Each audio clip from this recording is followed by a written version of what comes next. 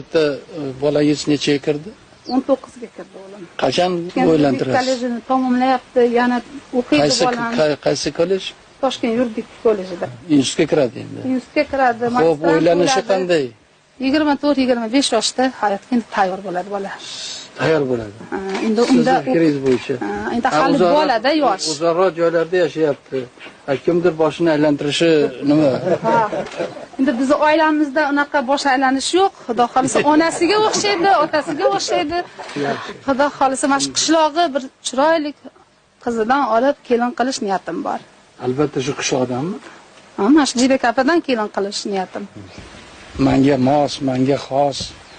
Mana tilagim, mana umidim, mana shunday deylik turmush o'rtog'imni deylik topdim deb sizga murojaat qilsak, siz nima deysiz?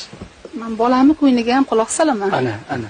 Hozir sizni ozgina o'zgartirishga, deylik fikringizni o'zgartirishga kelishyapmiz.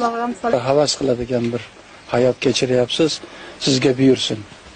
Meni ham bir chaqirsangiz to'yingizga. Albatta. Men ham bir deylik o'zimni qissamni qo'shsam degan maslahatimni bermoqchiman. Agar qabul qilsangiz, mana bugun kelishdik.